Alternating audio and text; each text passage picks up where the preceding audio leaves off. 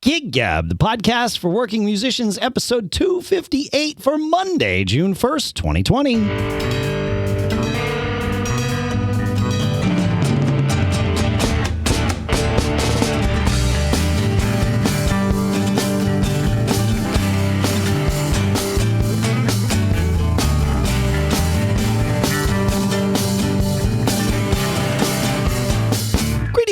And welcome back to Gig Gab, depending on whether or not it's your first time listening. The show for working musicians, as usual, especially these days, here in Durham, New Hampshire. I'm Dave Hamilton. Here in San Jose, California, it's Paul Kent. How is San Jose, California today, my friend?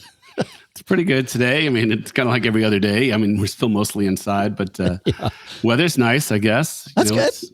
It's June. It's June. Yeah, the weather's been nice here too. Yeah.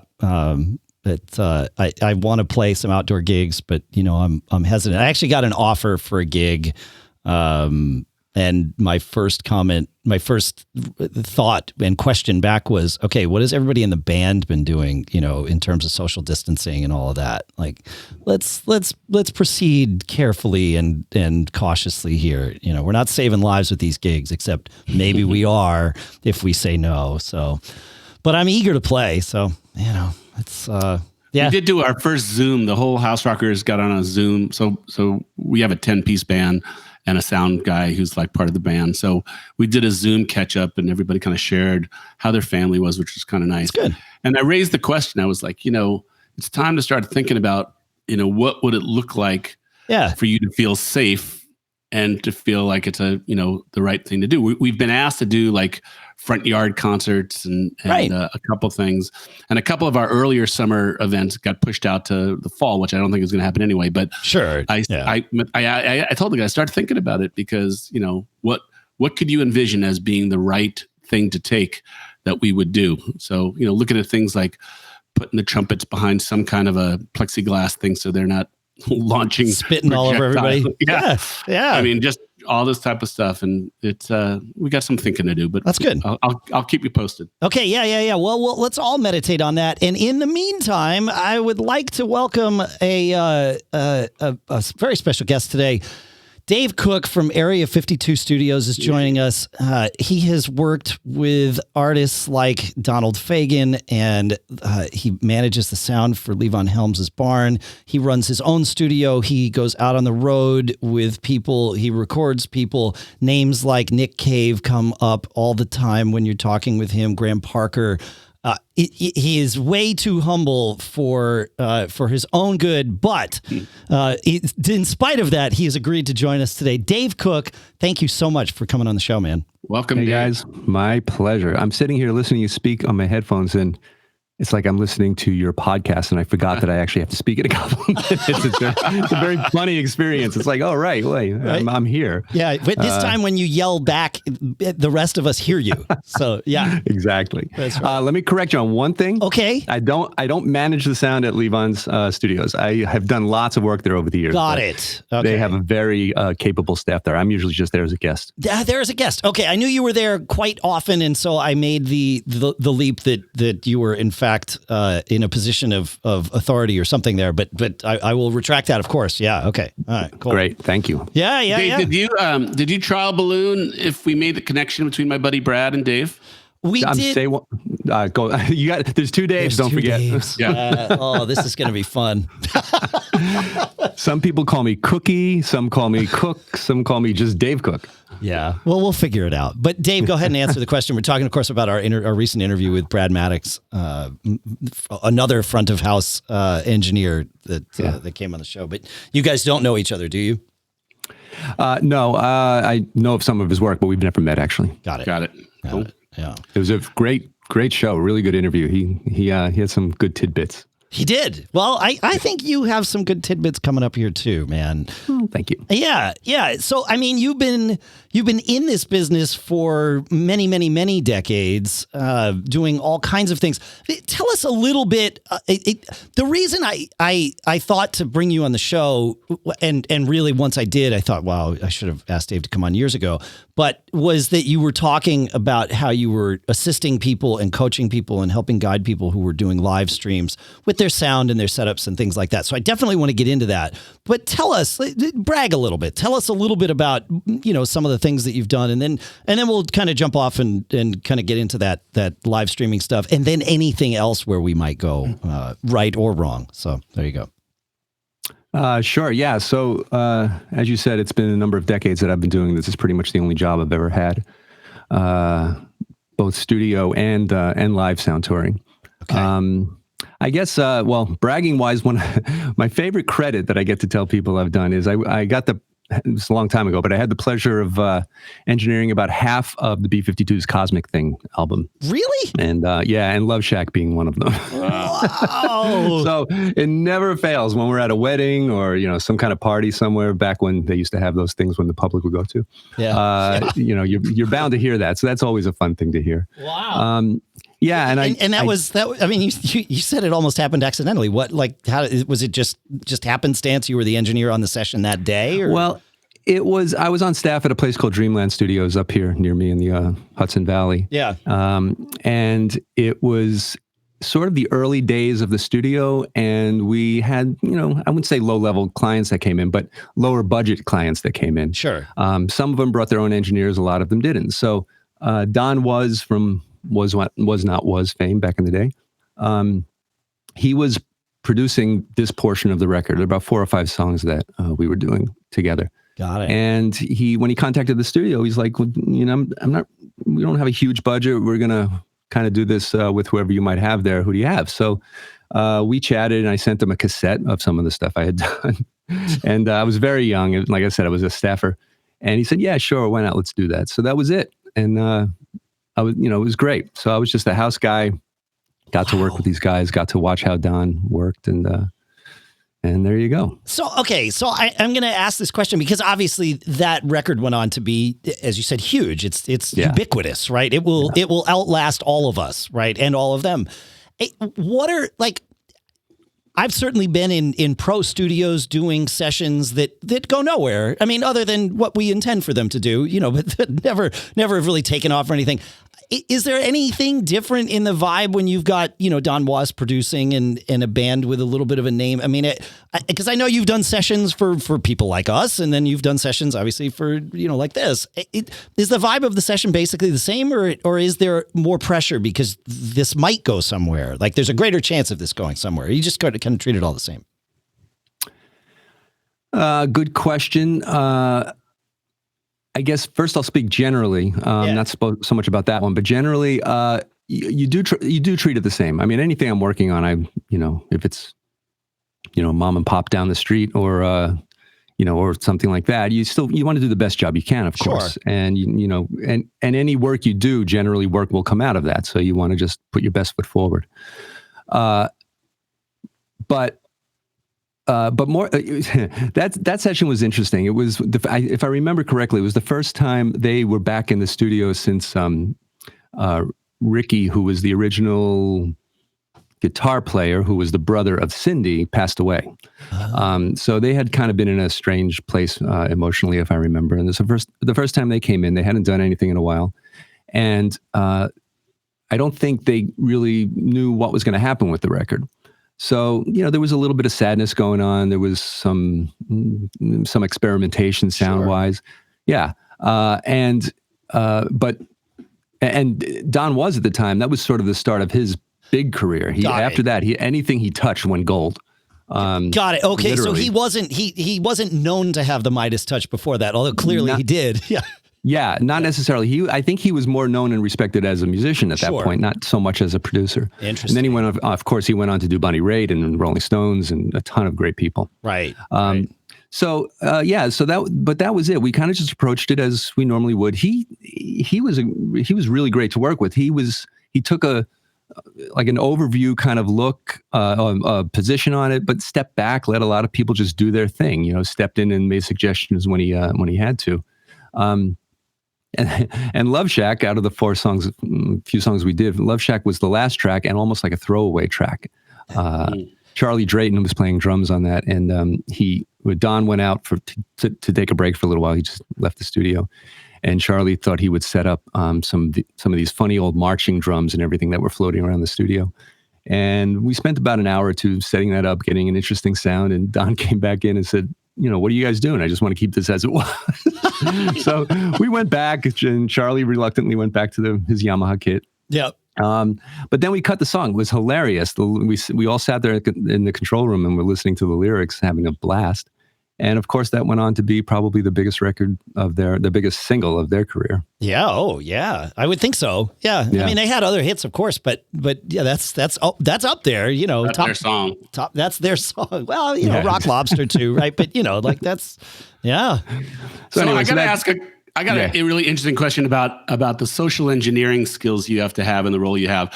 Like, do you have managers arguing with artists over things that you have to, figure out how to navigate? And actually, even more relevant, do you often find yourself in a situation where someone who thinks they have technical chops but really don't have technical chops are trying to give you technical guidance that is not good guidance? Yes. and yes, and I have no stories to tell, right? Yeah. Yes, all the time. I'll pat myself on the back just a little bit, saying that my social skills are really good. They would need to be for you to stay in that job for that long. Yeah, exactly. And I mean, I say that because it's been commented on a lot in a positive way.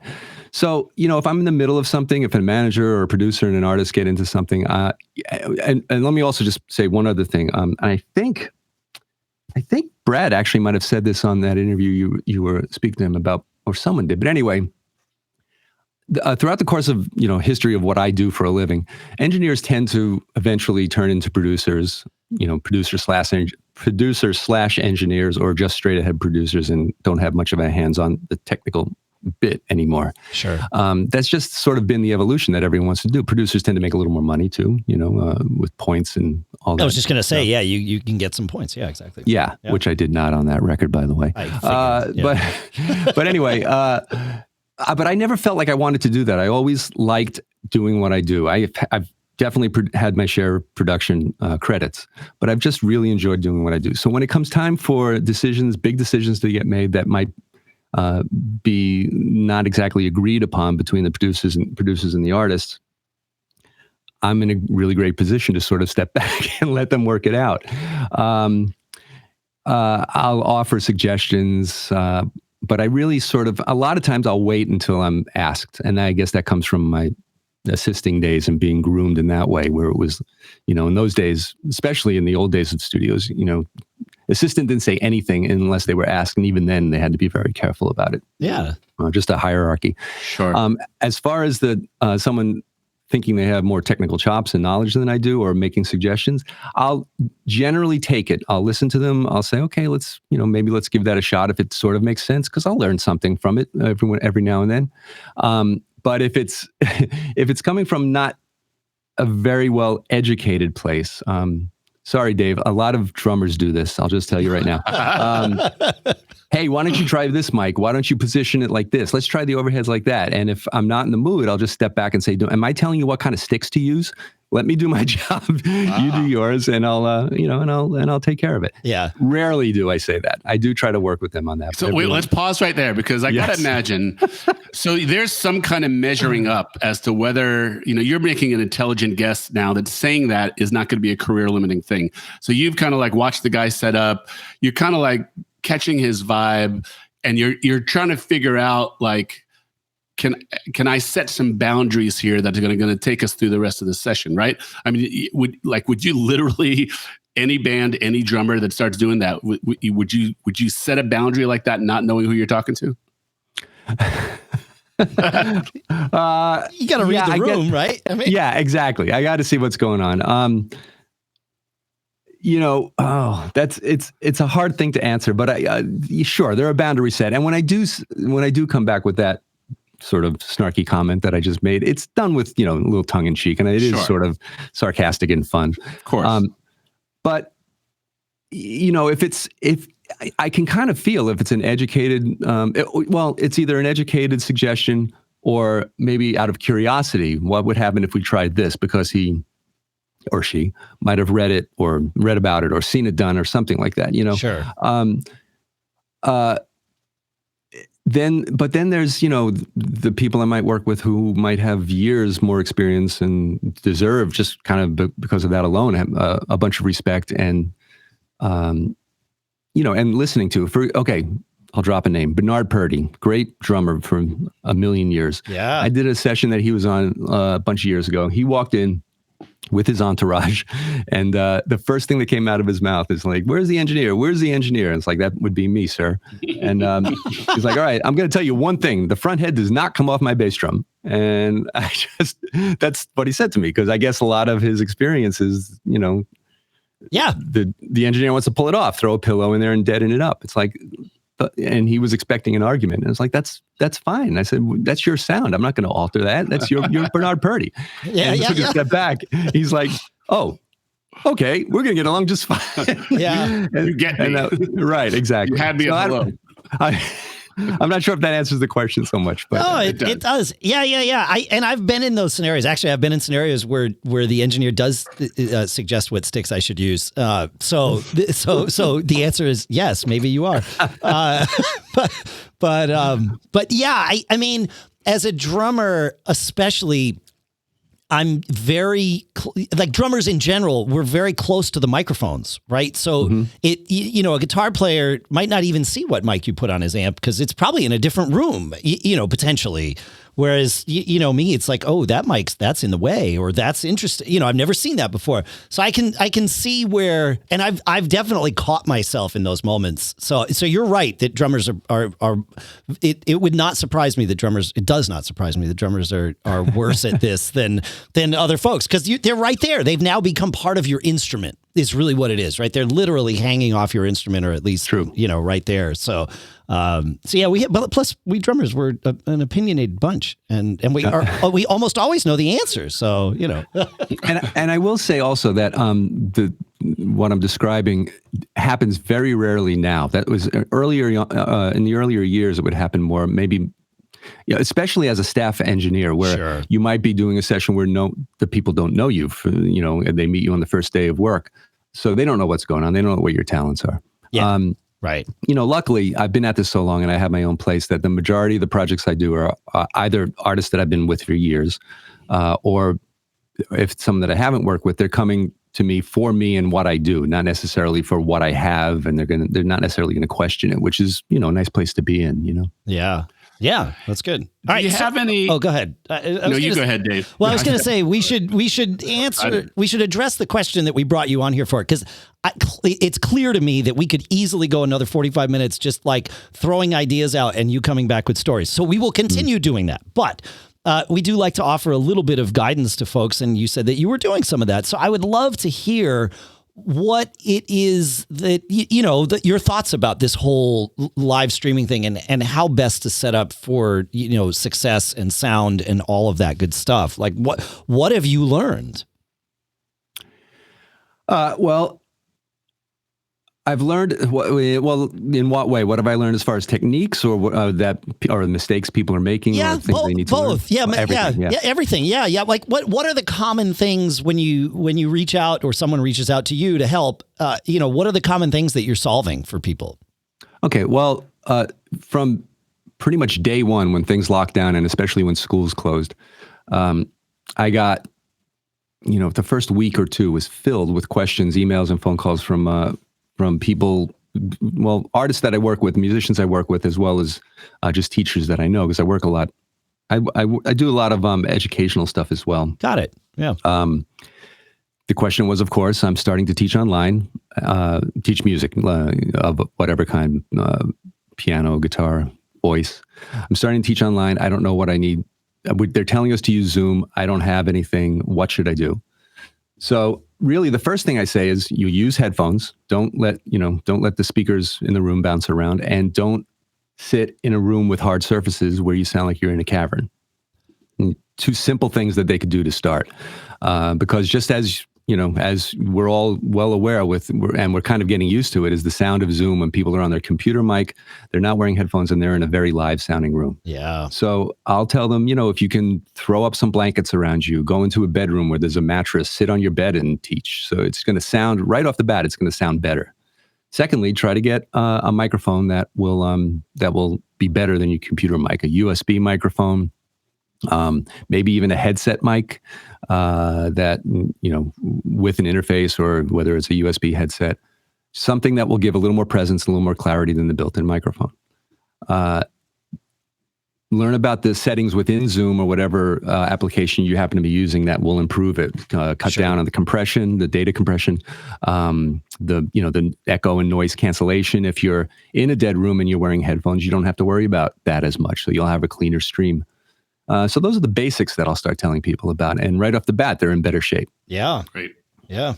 Yeah, no, that's good advice. What about the folks that are, kind of live streaming, actually playing their instruments into this, brave new non-feedbacky, non-interactive feedback world? Like what kind of things have you found help people in that environment? Solo guitar players, or, people playing their keyboard and singing some tunes, or whatever that is. Well, what's helpful is they could use the record function in Zoom to start tweaking what it sounds like and what it looks like before they go ahead and stream live. One of the artists I work with, her name is Maya Beiser. She's a cellist. She's a sort of a modern, I hate using the words modern classical, but that's sort of what the genre is. And we've been working together for many years. She just did a live performance as part of a marathon festival. In New York, there's an ensemble. Well, they're spread out throughout the country, but they're based in New York. Is an ensemble called Bang on a Can, and they do their annual marathon festival. They did about a month ago. Yeah. So she performed from her place. She has, she's got me, first of all, but she also has Logic that she's working with. There's pre-recorded tracks that she uses within it. So what was happening is all the artists were spread around the country. They were coming in via Zoom to a central location, to the main mix engineer, video and audio mix engineer that was handling it all. Yep. And he would switch back and forth between artists. So anyway, what she did was we had her set up in Logic with the backing tracks and with her inputs, both a pickup and a microphone. Then that was being processed with some reverbs and some delays. That was then coming out of Logic into Soundflower. Okay. Which you're well aware of. Yep. For anyone, and you'll probably explain it better than I can, actually, because I don't use it that often. But essentially, it's an internal routing mixer, more or less. A better way to say it, I've found, is that it's a virtual audio device. There you go. Okay, right. So go ahead. Yeah, so we created the aggregate device within Logic. Yep. Where we added Soundflower plus her interface, which was only a 2-channel interface. She was using her interface locally for her inputs to Logic, as well as what her monitor was, because she also had to hear click tracks. That couldn't be sent over Zoom, of course. So we used Soundflower to route to Zoom. Yep. So we had the full gamut coming out of Logic into Zoom. Zoom was set in stereo, which I discovered you can go to the Zoom website on your account, unlock some advanced settings, and you can allow Zoom, once you unlock it within the website, you go back to the app, and there's a stereo box that allows you to use stereo audio within Zoom. The Zoom settings Zoom's audio can be fantastic. Yes. In fact, we got there. The interview that we did with Brad Maddox was eventually done over Zoom, because the other platform that we were trying to use, Zencastr, just didn't work with his audio setup, which was fine. But and you can make it sound great. But like you said, you have to go in not just to the app, but first on the web and unlock, like you said, and then come back. Yeah, it's crazy. Exactly. But you get there. Yeah. Which I just discovered thanks to the pandemic. Right. Yeah. I would have bothered. I wouldn't have had a reason. So anyway, long story, but to get there, we turned on the original sound like you do in Zoom as well, and it was good. I don't know what the actual codec is. Maybe you do, as far as where it is. I'm assuming it's going to be some kind of higher MP3 stream. I don't know. I haven't found that out. That's a good question. I don't know the answer. Yeah, I don't think it's PCM. It doesn't sound PCM. Okay. I'll trust your ears on that. Yeah. But it's really good. So anyway, that's what she ended up doing. But as we were leading up to the actual broadcast, I had her record herself, listen back to it, see, what tweaks can be made. And it was a total success. It was, I was sitting there watching it. I had nothing to do with it on the actual broadcast, but I was blown away at what we ended up with. Yeah. That's great. That's outstanding. Yeah. That's, and that's a good, like, that kind of setup can work for a lot of different scenarios. I mean, you're talking about getting into Zoom, but the same would be true getting into Facebook. If you can use your DAW as your mixer and apply all those great reverbs and all of those things that we have, and then use some sort of virtual audio cable. You mentioned Soundflower. Soundflower is Mac OS only, and is also not really actively developed. It's kind of sort of actively developed. There's a better one that we found recently called Black Hole that is actively developed. And so I'll put a link to both of those in the show notes. But then on the Windows side, there's one that's literally called Virtual Audio Cable. And it does the same kind of thing and would allow you, the issue is whatever app you're using, you need to set it to an audio device as its input. And these virtual audio cables create that, virtual device that your computer will see. And then, it's just like another microphone that you plugged in. It's like, oh yeah, you just set it to that and then you get your mix just like Dave described. Yeah, it's great. That's great. I'll look at that because I was looking for something on the Windows side as well. That's excellent. Yep. Yeah. I've messed with it. It works. On the Windows side, you have to be using ASIO drivers. You can't use whatever the other slower, higher latency stuff is, but you'd probably wind up getting there anyway. So doing any of this stuff. So, but once you're on ASIO, it seems all good. I don't have any Windows machines here to mess with these days. And I'm not upset about that, but I got to say, I'm liking Windows 10 Pro. That's all I'll say. That's good. Look, if you're on Windows, people always ask me, in my other life, convince me to switch to the Mac. I'm like, my first question is why? Is Windows working for you? If so, stay there, please. I mean, I have one Windows machine really, it was out of convenience, but actually it was audio related. I bought a few years ago, I bought the Behringer X32. Yeah. For a specific job, I needed to do some multi-tracking and I didn't want to, and it was something where I didn't want it to bring racks of preamps and all this other stuff. So I bought that specifically for that gig, which makes sense. Turned out to be a little bit of a disaster because of me, which is a story that if we have time for, I'll be happy to tell you. But I was looking for, at the time, if you know it, and for those out there who don't, you can now with that console have there are card options that you can purchase.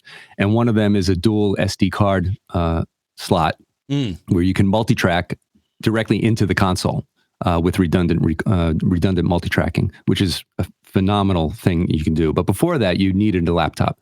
So my MacBook Pro was tied up on something else. I didn't want to have to record into it at the same time. So I ended up getting a Surface Pro 4 specifically for that. And I use Waves Tracks Live to record it, and it has been bulletproof. That's great. I've done numerous releases on it, and it's been a bulletproof situation. I've heard a lot of audio folks saying that the Surface Pro 4 has been, or the Surface in general, has been a great, like you said, bulletproof machine. Very, very sort of simple, but in that environment, that's exactly what you want. That's good to know. All right, so back to this topic of getting sound right. And maybe sort of factoring in using a DAW, a lot of people, like you said, are in what I always call bouncy rooms, but rooms with lots of hard surfaces that, reflect all your sound and add a lot of not necessarily desirable stuff to your inputs, other than, trying to, do some sort of on the fly wall treatments or, and using the right microphones, which you mentioned. Any like EQ tricks or anything like that you found can help sort of, reduce some of that stuff for people that are doing those kinds of streams? Yeah. Well, let's assume that they're kind of doing it on a shoestring. They don't have a budget to build a proper control room or studio. Right. First of all, just use your ears. Go into the room you'll be speaking or playing or whatever the case may be, and start clapping your hands and singing out loud, and see, just really let your ears tune into what's happening. In some rooms, you'll get that, a flutter echo where you have a standing wave, or you'll have, flutter reflections between two parallel surfaces. If that's the case, move to a different part of the room, see if it goes away. Find a part of the room, if it's possible, that has the least amount of stuff coming back to you. And then at that point, just, start, for speech in particular, the best room to be in is as dead as it can be. You don't want any reflections. You want to be able to have soft surfaces around you. As I said earlier, we're almost getting used to this Zoom and Skype audio sound of everyone being in a really harsh live sounding but that is fatiguing, even though we're used to it and tolerate it. Like there is the physical fatigue of listening to that does, like, you tune out after a while. See, I would come at this from a totally different angle. So I mostly do like just me and a guitar, acoustic guitar, singer-songwriter streams, right? And there are people who are doing nothing, just letting the mic and their phone be there. There's some people doing that. There's some people putting that mic in front of a sound system of some kind and then using a sound system to EQ it, and the sound system provides some monitoring as well. But then there's a lot of people that are getting a really nice quality signal and getting it into their streaming device somehow, whether it's their phone or their Mac, whatever. My question is, I think that this vibe belies what you're trying to do. I mean, it's pristine and it's nice, but it doesn't feel like a live performance. It's too clean. And so I would love tips for making people feel like they're in a room with me, right? Like, I want it to feel like a virtual event. I mean, we can accomplish getting pristine audio pushed out, until Facebook compresses it. But I mean, what I want is, if they're going to take the time, a lot of people, when they watch these, they put them on their surround sound systems and put me up on a big TV or something like that. I mean, what I want to know is how to give people not perfect audio, but real audio.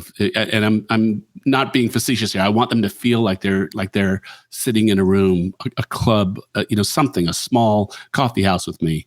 And that's the vibe that I'd like to communicate. That's excellent. Yeah, you have an excellent point. And I guess at that point you would like to hear the room that they're in. I guess the challenge comes then of just getting the balance, especially if they're using one microphone, getting a proper balance so that their vocals aren't buried, or you can't hear the guitar, or the other way around. Well, yeah, I mean, obviously you guys know this, but the further away you get from the mic, the more room you're going to hear, the less articulate and present it will be. So I think that's pretty much it. You'd want to hear the room. That would be, because when you're sitting in a club or you're sitting in a space listening to someone, you're hearing the room bounce around, whether it's the sound system that's bouncing around coming back to you, or if you're right in front of the stage, you're hearing them. But there's an ambient sound around. Right. So that's what you're lacking when you're just what you just described. Especially if someone's going through a DAW, you're getting record quality audio, and it could take away from that feeling, especially if you're using effects and compression and everything else that's going on. And this is me. I always will overcomplicate things, at least initially, and then sort of dial it back. Right. That's just how I am. But I think, and that's why we love you. Right. No, I know. But in years of podcasting, I learned very quickly that people are listening, like you said, in their bouncy rooms. They don't necessarily want the sound of my bouncy room added to the sound of their bouncy room, right? But there's a level there. In fact, this show, including this episode, but every episode, I add a little bit of reverb to it because we're all in 3 different rooms. Now, hopefully we are, all relatively close to our mics. We get a pretty dry signal. I add just a touch of reverb so that it sounds like the 3 of us are in one room together. It's sort of, it starts to glue it together a little bit. That's plus some compression. It's almost like room tone that you're adding in a way. I'm adding room tone. So that's where my question comes in. Like, does it make more sense to start with that clean, pristine signal and then add some room tone? And maybe the room tone is as simple as what I'm doing here, which is just adding some reverb in, electronically and fakely, or is it like you add a third mic? If you've got one on your guitar and one on your vocal and they're both pretty directional and pretty, clean signals, do you add another mic, 5 feet away and blend some level of that in so that you get the control of, okay, here's the clean signal, but then, I'm in a room playing a guitar. So here's some of that too for you. And that, I kind of like that idea. Like, because then you get sort of the best of all the worlds if you mix it right. I think. Right. And obviously there are many variables. If someone's in an apartment in New York and they add a room mic, you're going to hear sirens and, everything that's going on outside as well. So I don't think there's one clean-cut answer for any of this. Yeah. Yeah. That's interesting. But there's another thing that I've been doing, and I actually have another one coming up on Thursday, is I'm multi-tracking with this same person, Maya. She's in New York, and we have a producer in New York, and we're in Boston, and we're multi-tracking from her location. If there's time, I can get into the setup. It's pretty complex. However, the point that I was making with her, this goes back to your question, Paul, as far as pristine audio or live feeling. When we started testing this method, we were pretty impressed with how it was working. She initially felt like the quality wasn't there. There was a little too much background noise coming from her place in New York. But my point was, maybe we can embrace some of that because of the nature of how we're doing it. We're making a multi-track record over the internet. Nice, yeah. So the thing, it hasn't happened all that often.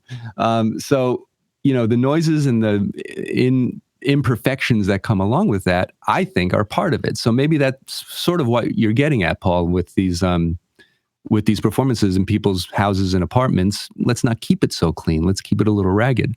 Yeah. He wants it perfectly imperfect. Right. Although, what the point you made, Dave, as far as things being fatiguing, is there's a fine line between it feeling comfortable and live and just being fatiguing and hard to listen to. Well, it's those square waves are the ones. Like if you start getting that frequency range where it sounds like the inside of a bouncing basketball, too much of that, and people are done. It's just not. They're not going to listen to you anymore. Even though they might have you tuned in, they're going to be tuned out. You got to be careful. Distracting. It's distracting. Yeah. Interesting. All right. Well, I mean, we've been here for, I don't know, a half hour and we haven't hit one of my questions, which is totally great. Like, I love that we're going totally in all these directions. You've teased up a couple of stories. When we chatted to sort of set this up, I just want to ask you a question. Have you ever made any memorable mistakes, Dave, that you might want to share? Yeah, many. The hard part is figuring out which one to talk about. Yeah. Any expensive mistakes? Yes, that's the one I'll talk about. Okay, so I'll try to keep it shortish. But essentially, it goes back to the job that I was hired to do when I bought the Behringer.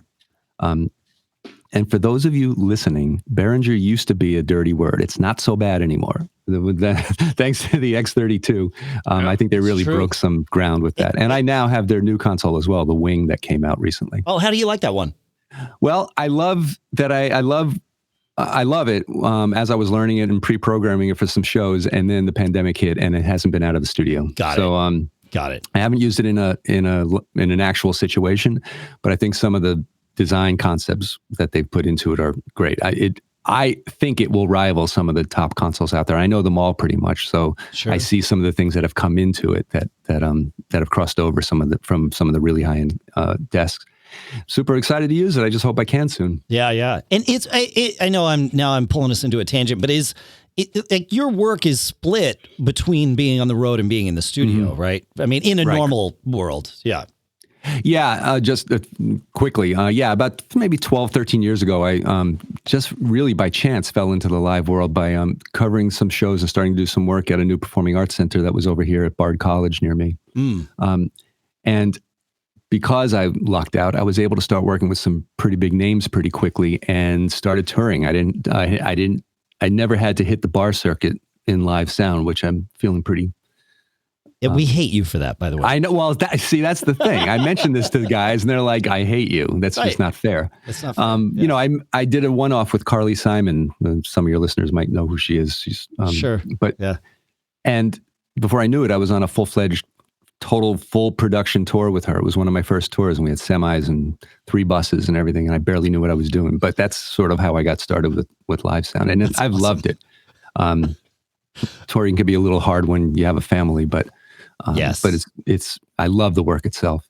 Anyhow, so as far as my mistake, so I was hired to record a chamber ensemble in New York on Governor's Island at an old church that's on the island. There are no pews. It's a wide open space. It sounded amazing, and I wanted to keep it simple, so I bought this console.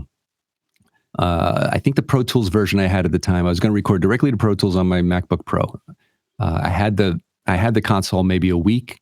I realized I needed to upgrade Pro Tools. I did it the night before the project started. Not a good thing to do, to start using new software on a new console before you're paid a bunch of money with, I think, 22, 23 people waiting to record. Okay, so the first day it started, we got set up, we went down there. Technically, it was working okay. Environmentally, we had to actually move the second day because it was in April and it was just too cold in the church for the players to play. There was no heat or anything. So we ended up moving to a studio in New Jersey. However, we wanted to try to retain some of the tracks we had done the day before. So instead of using the actual studio equipment, I said, well, I'll just bring my rig. We'll continue. We're in a different environment, of course, but I'll continue with the same microphone, same gear, blah, blah, blah. So I went home that night. I realized I didn't have enough hard drive space. So I grabbed whatever little hard drive that I had. It pains me to even talk about this. I'm having trouble listening. I know the outcome of what happened. I'll cut to what happened. We recorded, I think, 2 days straight in the studio in Jersey, and it was musically totally successful. Everyone was very happy. 4 o'clock hit or so on the second day. Everyone had to start getting back to the city. They had shows. A couple were at Carnegie. A couple of people were at Symphony Space. They had to get back. They cleared out in no time. I started to do some playback while they were on their way to the train, and I get an error. At this point, I don't even think I was in Pro Tools. I switched over to Reaper, which I also didn't know at the time. I just said, okay, I hear this is a good one to record onto. Really, really rookie mistakes I was making. There's a litany of rookie mistakes here. Yeah. Really. I had also just come off a European tour, like a couple of days before we actually started. So I was a little wiped out and out of my head. But anyhow, so I go to hit play, and I can't remember what the error message said, but it essentially said that the hard drive was full, and they couldn't buffer or something. No buffer room left. I didn't even know what it meant. I'm like, what are you talking about? Well, you had never used the software before, so why would the error message be familiar? Right. In Pro Tools, if you happen to run out, which I've been using for 20 plus years, it stops and it tells you that it's run out of hard drive space. So you know that you have to do something about it, but you know what happened. Yeah. Apparently, if I understood it correctly, Reaper will continue to record and keep it in a buffer. And somehow you have an opportunity to take it from that buffer and save it to a new location. Anyway, I blew it. I quit Reaper. And the last couple of hours of audio from all these musicians was gone. I looked everywhere I could. I tried to rebuild everything I could. It was gone. So I had to break the news to the woman in charge that we didn't have this audio. So she freaked out. I said, listen, whatever it's going to take, I'll cover it. So again, to try to make this long story a little shorter, by the time we rebooked the session, had the musicians come back, rented the, I think, $3,500 worth of percussion equipment that was needed, and I continued the project miraculously. I did some overdubs. I mixed the project, finished the whole thing. It cost me just about $9,000 in reparations. Is that $9,000? Like, were you $9,000 out at the end in total, or did you actually get some money in for this, or was the $9,000 the net? I took out? I took in a few thousand. I actually gave back a couple of thousand in cash. Yeah. And did not have the income of what I would have by the time we finished the record. Got it. Okay, so this really cost you. You were way net negative on this project. Way net negative. And what it ended up being really was two things that I discovered. One was that I was using the initial drive was a slower drive. It was an old 5,400 RPM drive, which I didn't even understand why I plugged that drive in. So every time I stopped Pro Tools to do a playback, it would have to stop. These are long passages. It had to draw the waveforms, it had to calculate, do whatever it needed to do. So it wouldn't play back initially and quickly, and I couldn't go back into record quickly for the next take. So that's when, and mid-session, that's when I decided to jump over to Reaper with another drive that I thought would be faster, which was a 60 gigabyte drive, which already had stuff on it, and I'm recording something like 33 tracks into it. So I ran out of drive. Yeah, it's so painful. So I ran out of drive on the space on the small drive, the second drive. It got buffered in Reaper. It all went away. So there are many, many lessons to be learned from this, which are all pretty obvious, I hope. Well, you paid $9,000 in tuition, is what we call that here. You got a good story, and your brand is all about being a good guy who stands up for his own true. mistakes. Yeah. Thank you, Paul. I appreciate that. Well, yeah, thank you. Now, I stressed for weeks over that, but don't use software that you haven't, wrung out. Don't try to do something different than you know works. Well, in the tech world, but this applies to the music tech stuff too, is, if we like to say, if it ain't broke, don't fix it.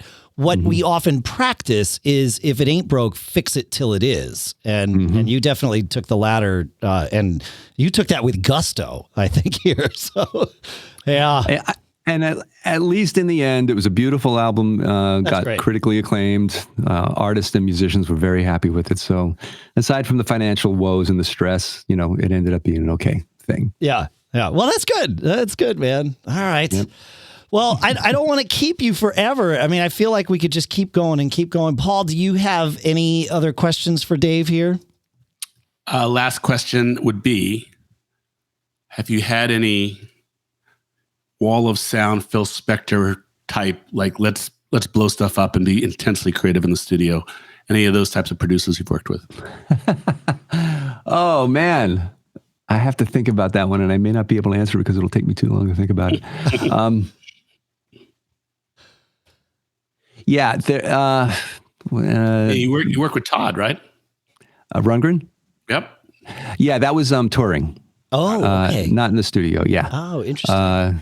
He's obviously was a local legend for many years up here and lives in Hawaii now, I believe. Yeah. He bought that nice. He sold his rights to the Bat Out of Hell royalties to buy that house. I didn't know Hawaii. that. Yeah. So for people who don't know, I think we've mentioned this once on the show, but as I understand the story, they wanted him to produce Bat Out of Hell, and because they knew they needed somebody that was like a rock and roll guy, but also a theater guy, because that record was, truly both at the same time. They kept pestering Rundgren, and he's like, you don't have the money for me. You don't have the money for me. And finally they threw him a deal where I think they paid him like 30 or 40 grand in cash, and then said, we'll give you $1 a record. Sold. Now nobody gets $1 a record, and obviously that record went on. And so Todd took the deal. That record went on to sell lots of dollars worth for Todd, and so he sold his. As I understand the story, he sold just not that long ago, within the last 10 years or so, he sold his future rights to those royalties in exchange for a big lump of cash that he went and bought his gorgeous house in Hawaii. Wow. Yeah. And he did an episode of Live at Daryl's house, except it was Daryl live at Todd's house, at Todd's Hawaii, palace there. And so you can get a feel for a little bit of what he bought. Cool. Yeah. Did that buy you enough time to tell a story, or do I have to seed a different story? And I'm using the word seed. You're a genius. You're using the word seed. Is that a hint for me? Well, if you don't have a story, there is one that's related to the word seed that I know you have. So okay, well, you can feed me that seed in a second. I don't have a story so much, but as far as the wall of sound question, I mixed a track for the Smithereens once, which was one of my favorite bands back in the day, and I always loved their sound. Their sound on their records was it was this huge wall of guitars. Very live, very big. Everything was big about it. And it was just such an amazing sound. And I was just curious what they did, how they did. So I got the multi-tracks. This was on tape. That's how long ago it was. There were only like maybe 6 or 7 tracks of drums, and a couple of tracks of vocals, double track vocals. And the rest of it were guitars. So they had so many double, triple, and quadruple tracks of guitars of the same part, obviously, just layered guitars, slightly different sounds, which when I brought up the faders, it just made it massive. So it's such a simple way to do it, but it wasn't even so much miking techniques or anything technical, really. They just played lots of the same parts. Yeah. And it was such a pleasure to mix. As I said, it's one of those things, it's cliche to say, the best recordings, the best records are mixed by just bringing up the faders. You don't have to do much. And that was one of them for sure. Yeah, that makes sense. Yeah, that is that. I mean, a slice of that Phil Spector idea, just to throw more instruments at it. Yeah. All right. So your last story, you told me how you accidentally recorded Nick Cave, or didn't really know what was going on at the time. All right. So yeah, it's like memory lane. These are, it's all my old stories. That's what we do here. Yeah, it's good. It's what we do here. We'll have you on again to talk about your new story someday. The good news is that I can actually remember most of them. Still, right. So. Right. Nick. Yeah. So the record was Henry's Dream. And he was, this is going back again to Dreamland Studios back in the day. I was still on staff there, and they were booked to come in to make a record. I think that they come from a lot of different places: England, Australia, Germany, maybe some other places. I can't remember. Those are the three, sort of flights that came in for this project. David Briggs, that's who the producer was. I know when we were speaking the other day, I couldn't remember who was producing it. He was scheduled to make the record. These guys came in. I, at the time, didn't really know much about them. I did a little bit of listening to them before they came in, just to get a feel for them. But they came in. They were interesting people. I'd say not the warmest people in the world. Very interesting.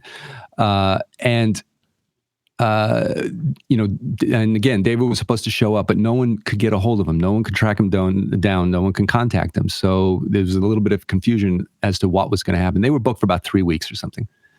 So at a certain point, we were just kind of floundering around the studio, and I think I did, the first day or two, they said, well, let's just do, the keyboard player, Conway Savage, really incredible songwriter. I've been looking to see if he's done anything over the years, but I can't really find too much about him. He just came up, and he came in, and we recorded him like a day or two of his songs, piano and vocal, incredible stuff. So we did that. Then at that point, Nick was sort of like, let's just set up, and you know how to do this stuff, right? You know how to work the console. Let's just start recording. So we set up and we started making the record, and we cut about maybe 6 songs. Production-wise, it was more or less mutual between the band and me. They were leaning on me for some decisions and suggestions. Sure. And after about 10 days of that, they still couldn't find David Briggs. So they didn't want to really finish the record. So they ended up just calling it. But we ended up doing about half the record, and it was a great experience. So ever since that record was made, I said this to you the other day, Dave, is that I'll run into people, they ask about credits or whatever, and I start throwing out some names that I think they might find interesting. But when it gets to Nick Cave, mostly engineers and musicians, right? They're just like, they're practically at my feet that I've been in the same room with Nick Cave. And since, of course, I've developed quite a respect for and appreciation for what he's all about. He's now that you know who he is. Yeah. So what happened to the guy? I think, he passed away eventually, but not on that project. I think he eventually showed up because he's got credit on the record. So he showed up, and they did the record somewhere else. They couldn't get back in our place. So, but I don't know why he didn't show up. It was a mystery at the time. It's listed as having at least been finished at Sound City in California. Okay, yeah. There you go. Which makes sense. Not a bad little studio. No. Unfortunately, it doesn't exist anymore. But did make for a fantastic movie. With Dave Grohl pulling that console out of there. That was what a great movie, and a great tour that came after that. He really pulled together just a great little. I mean, it was only a 9-city tour or something. But for those of us that were looking, he's an interesting guy, Dave Grohl. I like a lot of the stuff he's done musically and things like that. That movie. He's like the mayor of rock and roll. Everybody just loves him. It's great, and they should. Like, I don't say that with a question. I say that it's well deserved. He's well respected. Yeah. All right. Well, Dave, thank you so much for coming on the show, man. This has been fantastic. Great talking to you. Yeah. Guys, it's been a pleasure, and I could get a little long-winded, and I'd love to speak for hours. So, we'll have you back sometime. Do it again. Yeah. I will. At some point have, in fact, if it's okay with you, Paul, I'll play it after in this recording, I'll play it at the end so that people on the thing can hear it. My band Fling has been doing some recording, as I mentioned, and we finished one track, and I set about mastering it. and I didn't quite do the best job, and which wasn't surprising because I'm new at this. And so I leaned on Dave and asked him to coach me and guide me a little bit. And his coaching changed my master from something that probably was going to be a thing I wasn't all that proud of in about 6 weeks to something that I really feel good about. So you are, not only are you a pro at doing it, but you really, your guidance was awesome. So thank you for that. I think you should pay him $9,000. Yeah. Well, yeah. Paul, I like you. Sounds good. Yeah. I don't like this episode anymore. But I will still play the song "Kicked in the Nuts" at the end. So yeah.